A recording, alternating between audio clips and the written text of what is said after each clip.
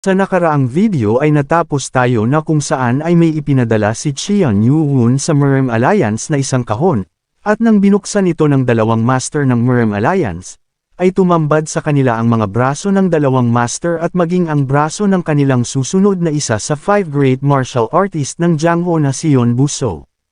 Sa nangyari ay galit naman at tinitignan ito ng Murem Alliance leader, nang may napansin naman siya sa isa sa mga braso, kaya naman agad itong gumamit ng kanyang chi telekinesis, upang makuha ang isa sa mga braso na ito. Sa isip nito ay galit siya sa ginawang ito ni Qian Yuhun, at mukhang nais nitong ipabatid ang kanyang labis na katapangan sa kanila, at napapasabi ito na kung tingin ba ng ating bida na hindi nito kayang sirain ang kanilang alyansa sa isa't isa. Matapos ay tinignan nito ang kamay ni Yon Buso at may nakita itong nakaipit na sulat dito. Ngunit nang sinubukan niyang kuhanin ito, ay napapatanong naman siya na kung ano naman ang ginawa dito ni Qian Yuhun na kung bakit hindi niya magawang mabuksan kahit na pwesahin niya pa ito. Kaya naman ay gumamit na ito ng kanyang chi, na matagumpay naman na napabukas nito ang kamay ni Yon Buso. Nang makuha niya ay napapatanong siya na kung ano naman kaya ang nakasulat dito upang gawing napakahirap na buksan ito ni Qian Yuhun, nang makita ito ay bigla naman na may namuong galit sa kanya.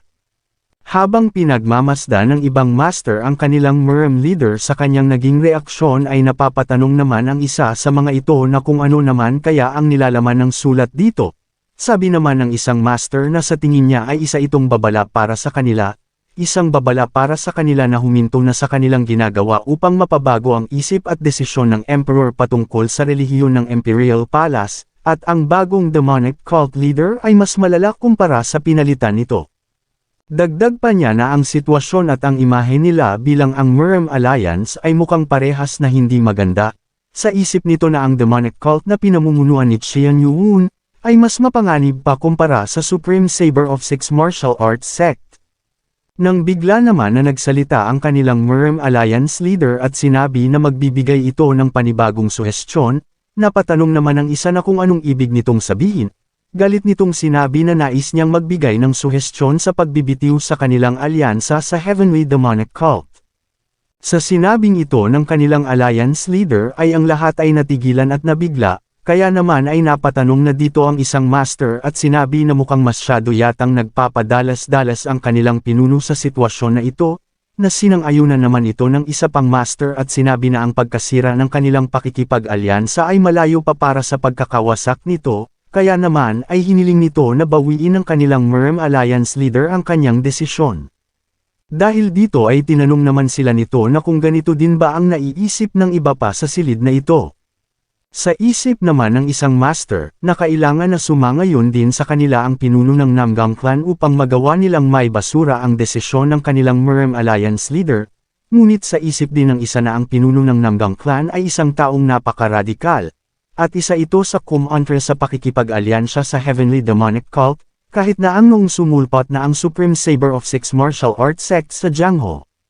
Dagdag pa nito na ang Orthodox Murem Alliance Third Master, na ang Blue Heavens Master Society, Heaven Master, na si Namgang Gyung, ay isa sa mga master ni Yon Buso kaya naman ay sigurado din siya na papayag ito sa nais na mangyari ng kanilang pinuno ng Murem Alliance, at ito talaga ang kanyang nais. Sa isip naman ng Namgyung leader ay napapatanong ito na kung ano naman na kaya ang kanyang dapat na gawin, dahil bilang ang Heavens Master ay gustong-gusto niya ang ideya ng pagsira sa kanilang alyansa sa Heavenly Demonic Cult, ngunit kahit ang braso ni Yon Buso ay nagawa ng mga ito na maputol, at ito ay mukhang isang mahirap na desisyon para magbigay kung ikukonsidera ang pag-uugali na mayroon ng kanilang Murem Alliance leader. Ang rason kung bakit nakaabot ito sa kanyang posisyon kahit na hindi ito nanggaling sa 9 Great Sect o kahit sa 5 Great Clan, ay dahil sa ito ay napakasentro sa lahat ng kanyang desisyon at makatwirang tao. Sigurado siya na ang Heavenly Demonic Cult, ang Supreme Saber of Six Martial Arts Sect, at ang iba pa sa Unorthodox Sect ay magsasama-sama sa parating na Dano Festival. Ang pagkalat sa balita patungkol sa kaalaman sa medikal ay naging matagumpay at ang lahat ng ito ay dahil sa librong naiwan ng Earthmaster, ngunit ito ay dahil sa suporta na mayroon sila sa kanilang Murem Alliance, at ngayon ay ito na ang kanilang pagkakataon upang mabura ang mga matataas na pinuno sa unorthodox sect. Kaya naman ay tinanong nito ang kanilang Murem Alliance leader na kung anong dahilan naman kung bakit siya nauwi sa ganitong klaseng desisyon. Sabi nito na ang rason kung bakit niya naitulak ang desisyon para sa pakikipag-alyansa sa Heavenly Demonic Cult, ay upang alisin ang ugat ng mapanganib na kasamaan, ngunit mukhang nagkamali siya. Ito ay ang pakikipagtrabaho sa isa pang kasamaan upang magapi ang isa pang kasamaan, at ngayon ay naisip nito na ito ay taliwas sa prinsipyo na mayroon sila sa kanilang Murem Alliance, at kailangan nilang itama ang ganitong pagkakamali dahil sa sila ang sentro ng Orthodox. Napangiti naman dito ang Heaven's Master sa kanyang naririnig mula sa kanilang Murem Alliance leader. At sa isip nito ay kanina lamang ay nagdududa siya dahil sa biglaan ang naging desisyon nito upang magbigay ng isang suhestyon sa pagkala sa pakikipag-alyansa sa Heavenly Demonic Cult. Ngunit ngayon ay mukhang nababahala siya ng walang dahilan, at dahil sa wala ang dalawang General Strategist at ang iba pang mga master ng kanilang Murem Alliance ay ito na ang kanyang magandang pagkakataon. Kaya naman ay sinabi nito na naiintindihan niya ang mga dahilan ng kanilang Murem Alliance leader, at sinasangayunan nito ang suhestyon nito para sa pagkukonsidera sa hustisya, dagdag pa nito na sinang-ayunan niya din ito dahil sa umpisa pa lamang ay tutol na siya sa pakikipag-alyansa sa mga ito. Matapos nitong masabi ito ay napatingin naman siya sa iba pang mga master, nagpadala naman ang isa sa katabi niyang master ng isang sound telepathy at sinabi nito na hindi maganda ang mangyayaring ito, at kailangan nila na mapigilan ito kahit na anong mangyari. Kaya naman ay mabilis nitong sinabi sa kanilang Murem Alliance leader na upang magawang maipagpatuloy ang kanyang suhestyon ay kailangan na magkaroon sila ng kasunduan kasama ng lahat ng iba pang mga master ng Murem Alliance, at tinanong niya ito na kung hindi babalak nito na isama ang iba pang mga master sa usaping ito.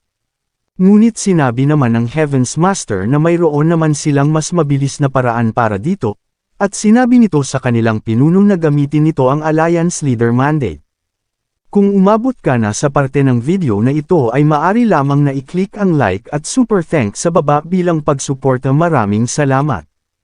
Ang Alliance Leader Mandate, ang Murem Alliance ay binubuo ng mga sect at clan, at kasama ang mga ito ay ang isang usapin ay napagdedesisyonan sa pamamagitan ng mga pagpupulong, ngunit ang Alliance Leader Mandate ay pagbubukod. Hinahayaan nito ang Murem Alliance leader na magkaroon ng tatlong pagkakataon upang gumawa ng desisyon at pagpapasya na ang lahat ay kailangan na sundin ng walang kahit na anong pagtutol.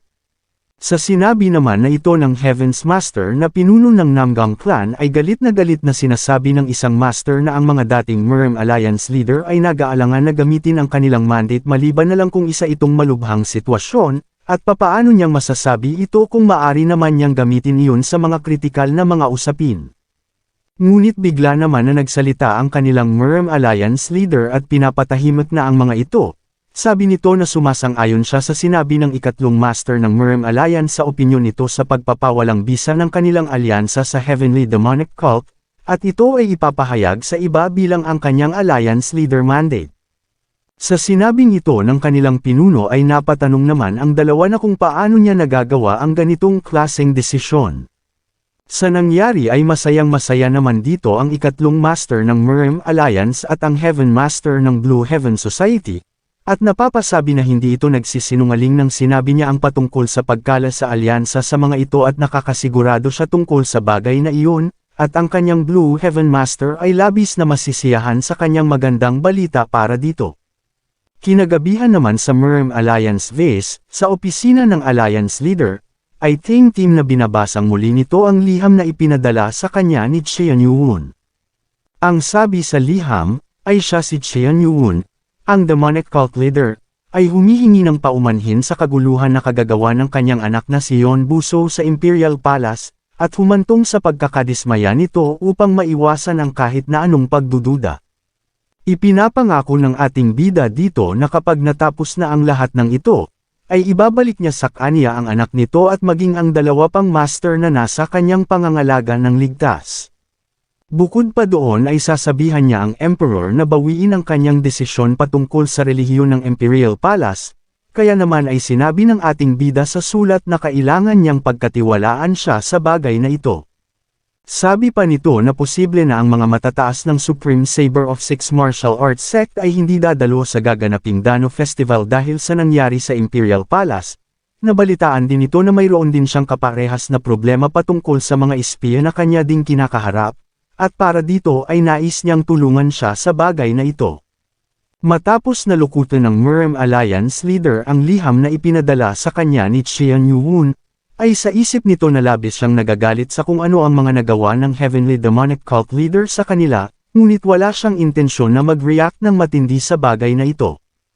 Kaya naman ay ito ang dahilan kung bakit niya niloko ang kanyang sariling mga kakampi sa Murem Alliance upang maloko ang Supreme Saber of Six Martial Arts Sect, sa pamamagitan ng pagbibigay ng suhestyon sa pagpapawalang bisa ng kanilang pakikipag-alyansa sa mga ito. Ngunit ngayon ay napagdesisyonan na niyang pagkatiwalaan ito sa ngayon, at ang bagay na ito ay isang sugal para sa kanya.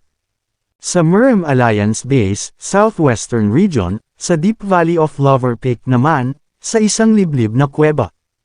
ay may isang tao na nagtungo dito, nang makapasok ay agad naman siyang nagpakilala. Sabi nito na siya si Bokjong ng 3rd Squad ng Chi Blade Sect, ay matagumpay na nasunod ang kanyang ipinag-uutos.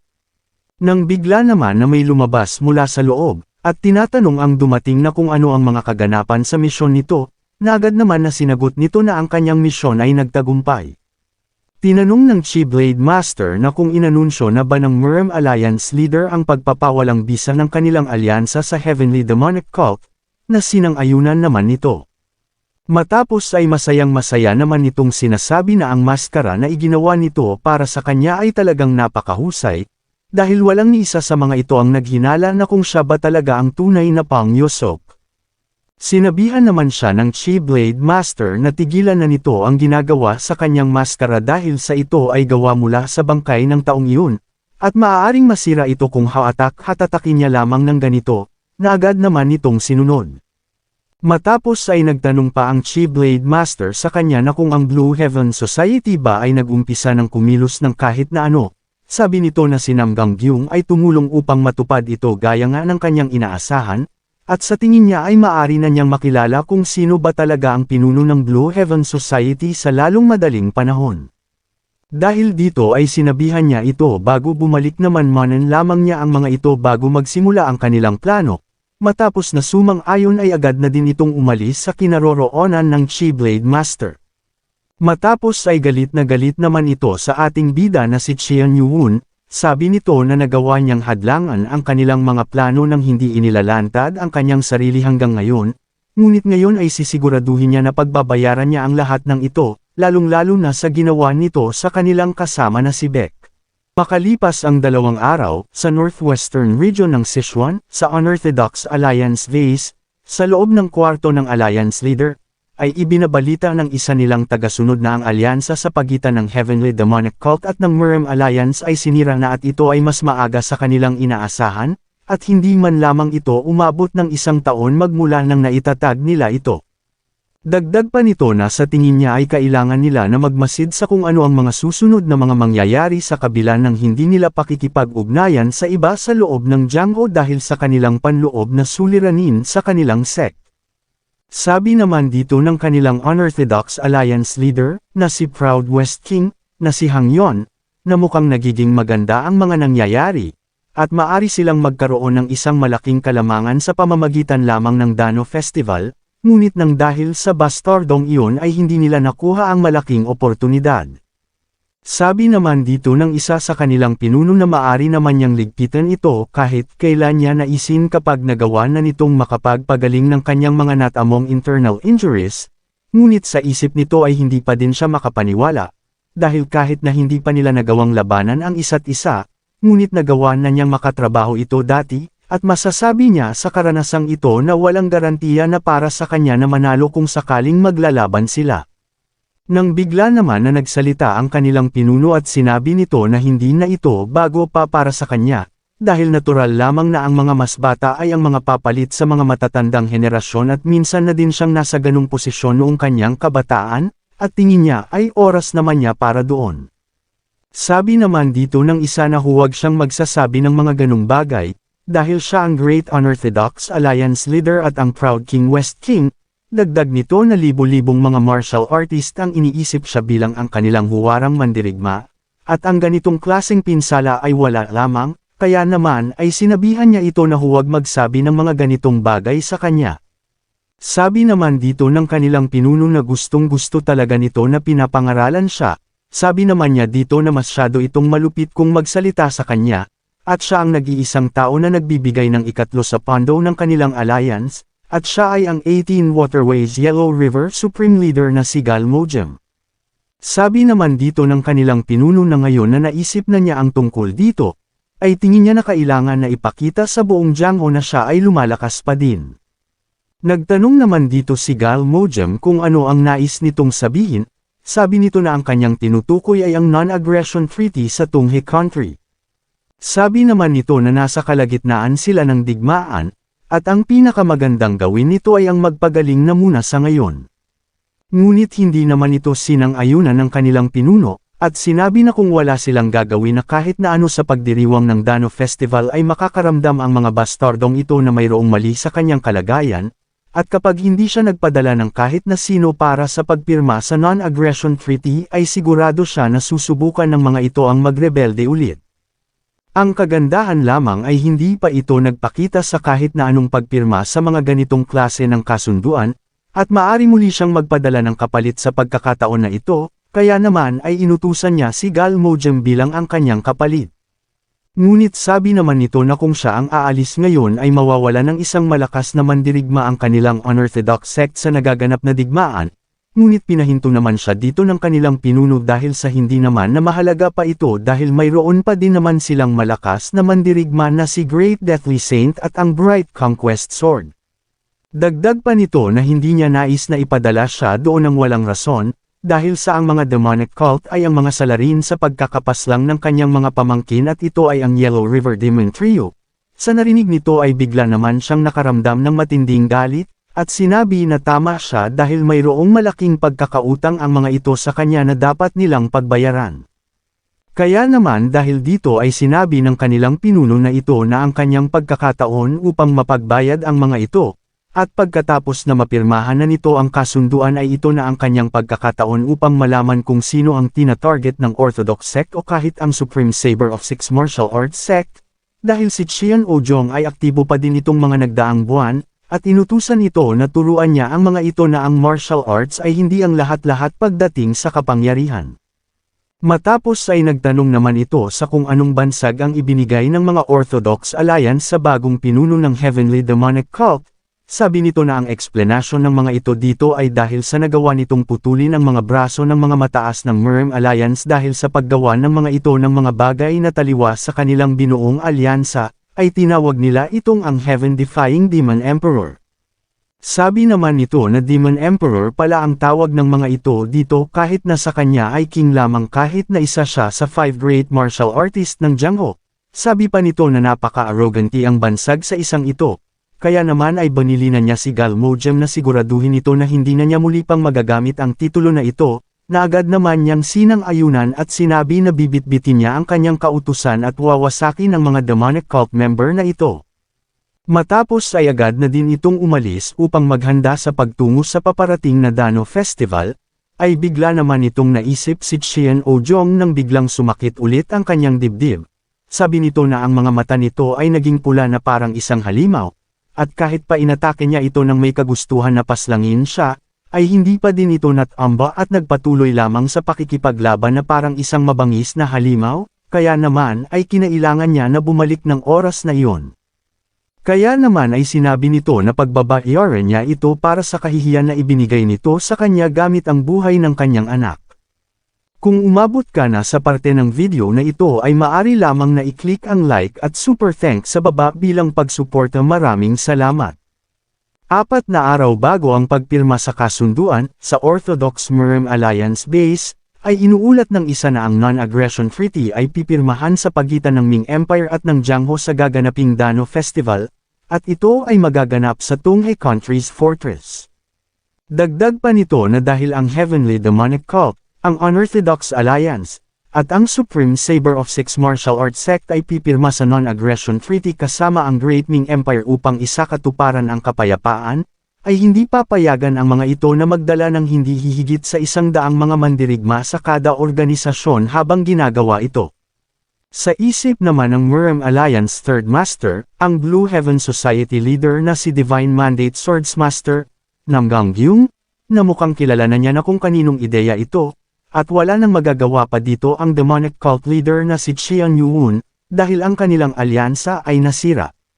Ngunit nasa gitna ang mga ito ng teritoryo ng Orthodox, mayroong 5 mga squad ang naka-standby sa paligid ng lugar na ito, kaya naman kahit na anong gawin pa nito sa Emperor, ay walang paraan upang makalabas pa ito ng buhay sa Tunghe Country, at kahit pa maramdaman niya na mayroong kakaibang nangyayari ay walang paraan para makaalis pa siya sa sitwasyong ito.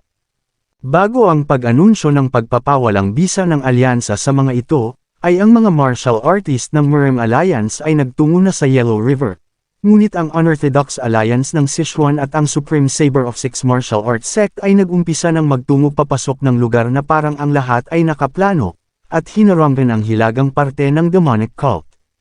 Ngayon ay tanging mayroon lamang 50 miyembro ng demonic cult ang natitira sa palasyo, at sinasabi nito na ang kamalian na ginagawa ng demonic cult leader na si Qian Yuun, ay ang pagmamarka nito sa kanyang sarili bilang malaking banta para sa lahat. Sabi pa nito na natapos na niya ang mga hakbang para sa Supreme Martial Physics sa tulong ng secret text na nakuha nila mula sa Divine Doctor, at ang titulo nitong Heaven-Defying Demon Emperor, ay sa tingin ba nito na ang evil ay mananalo laban sa kalangitan, at para sa ikabubuti ng Jiangho, ay ang Tunghe Country ay ang kanyang magiging libingan. Ang Dano Festival ay tumapat sa May 5 ng lunar calendar, at mayroon itong iba't ibang pangalan kagaya na lamang ng Center of Heavens Festival, Dragon Boat Festival, at ang Double Five Festival, at sinasabi na ang araw na ito sa taon ay kung saan ay ang yang energy ay ang pinakamalakas. Ang syudad na makikita sa gitna ng Tunghe Country sa loob ng Henan Province, ito ang lugar na sinasabi kung saan ay si Chu Wonmyung ng Great Ming Empire ay nagumpisa na maging tanyag, at ito din ang lugar kung saan siya ay nangako sa mga Diyos na maaari niyang mailigtas ang lahat ng mga tao. At dumating na nga ang araw ng malaking pagdiriwang, matapos na mapatunog ang malaking tambol ay sinabi ng isang embroidered uniform guard na ang Orthodox Murem Alliance head at ang mga pinuno ng mga iba't ibang clan at sect ay dumating na. Sa pagpasok naman ng mga ito sa lugar, ay sa isip ng pinuno ng Murem Alliance ay ngayon ay magsisimula na ang lahat, dagdag pa nito na maraming mga bagay ang maaring magbago dahil sa araw na ito. Kaya naman ay matapos na ihatid sila ng isang embroidered uniform guard sa kanilang pwesto, ay agad naman nahamanay na ang mga ito ng maayos sa harap ng palasyo. Habang maayos na nakatayo ang mga ito, ay namamangha naman ang iba pang mga embroidered uniform guard sa kanilang nakikita, dahil sa labis na nakaayos ang mga ito at bagay lamang sa kanilang pangalan ang Orthodox Martial Artist, ngunit may napansin naman ang mga ito sa kanila, at napapatanong na kung bakit hindi tinatago ng mga ito ang kanilang mga chi aura. Sa isip naman ng Third Master ng Murem Alliance na mabuti na lamang at nagbigay siya ng suhestyon na ang kanilang dadalhin sa loob ay ang White Ring Squad at hindi ang Justice Squad, dahil ang pinuno ng White Ring Squad ay si Yon Buso, at mukhang ang demonic cult leader ay magaling sa paggawa ng mga makakaaway kumpara sa martial arts. At base sa kanyang nakikita ay hindi lamang ang mga miyembro ng White Ring Squad ang nagpapalabas ng kanilang mga galit, ngunit maging ang kanilang Vice Squad leader na si Tiger Sun Sword na si Sungbek ay ganun din. Ayon sa kanyang nabalitaan ay pinaluhod nito ang 300 mga embroidered uniform guard at ilang mga yunoko gamit lamang ang kanyang true energy, kaya naman ay napapaisip ito na kung magagawa kaya nitong gawin ito sa lahat ng taong nandito. Sigurado siya na ang Unorthodox Alliance at ang Supreme Saber of Six Martial Arts Sect ay dadalhin ang kanilang mga malalakas na martial artist sa lugar na ito ngayon, at nakakasigurado siya na ang digmaan ay magsisimula kapag natapos na ang treaty ritual, at ang pinakaimportanteng pangyayari kung sakali ay ang matapos nilang mapaslang ang demonic cult leader na si Qian Yuun at ang mga kasamahan nito. Nang bigla naman na pinatunog ng malakas ang tambol, at sinabi ng isa sa embroidered uniform guard na ang mga mataas na pinuno ng Unorthodox sect ay dumating na. Sa isip naman ng isang master ng Murem Alliance ay sa pagkakaalam nito ay ang mga ito ay nasa kalagitnaan ngayon ng isang digmaan. Nang bigla naman na nagulat ang ibang mga master, dahil sa kilala nila ang kung sino ang dumating at ito ay ang Yellow River Supreme Leader na si Galmojem. Sa isip naman ng pinuno ng Merem Alliance ay mukhang si Hangyon na pinuno ng mga ito ay hindi na naman nagtungo sa ganitong pagdiriwang. Ang mga tao sa likod nito ay sigurado siya na mga pinuno ng 18 Waterways, ngunit may isang nawawala sa mga ito. Sa pagpasok naman dito ni Galmojem, ay galit naman itong hinahanap ang pinuno ng Heavenly Demonic Cult na si Qian Yuhun. Ang taong nagturo sa kinaroroonan ng Dragon Tiger Claw ay ang taong nagngangalang Xiang Danhua, ang Eastern Branch Leader ng Henans Province at ang batang lalaki na may maputlang pagmumuka.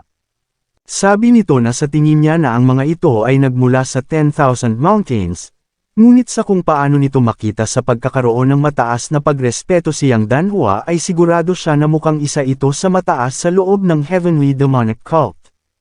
Hindi nito alam kung sino ang mga nasa likod talaga nito, ngunit kailangan niyang mahanap Xiang Danhua, at pagkatapos nito, ay lalaslasan niya ang mga kasamahan nito na nanunood lamang habang pinapaslang ang kanyang mga pamangkin. Habang ang lahat ay tahimik na naghahantay para sa mga dadating pa, ay bigla naman na nagkatinginan ang dalawa, si Galmojem, at ang pinuno ng Merem Alliance na si Limak. Nang bigla naman na pinatunog ang tambol at malakas na sinabi ng isang embroidered uniformed guard na ang top 3 sa mga master ng Supreme Saber of Six Martial Arts Sect at ang kanilang sect leader ay naririto na. Nagulat naman ang ibang mga master ng Merem Alliance sa kanilang narinig at ayon sa kanilang impormasyon ay ang Supreme Saber of Six Martial Arts Sect ay mayroon 6 top sects, at ang kalahati sa mga ito ay nandito. Sa isip naman ng Merem Alliance leader na si Limak na matapos na makuha ng mga ito ang Jiangho sa kanila ay ito ang unang beses, at mukhang nais ng mga ito na gamitin ang sitwasyon na ito upang kumuha ng kapangyarihan sa Zhongyuan. Sabi naman ng isang master sa kanyang likudan habang pinagmamasdan ang pagdating ng mga ito na mukhang malalakas ang mga ito, kaya naman ay tinawag nito si Elder Palm, at sinabi na silang lahat sa Merem Alliance na nandito ay kailangan na makipaglaban gamit ang kanilang buong buhay ngayong araw.